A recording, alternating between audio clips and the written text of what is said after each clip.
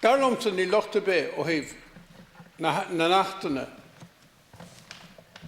ar an munracht nó ar an nacht 2003. Má dearann sé, a luas is féidir tréis achta, bhfuil catha seanta thóir tréis achta é ceartú agus ailtiú.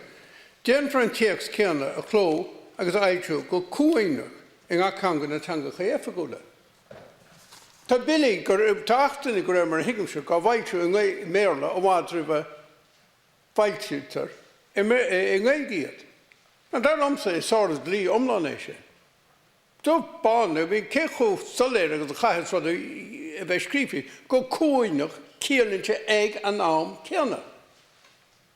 Agus níl na hachtainna go bhailtiú ag an am céanna i ngéilge agus i méarla.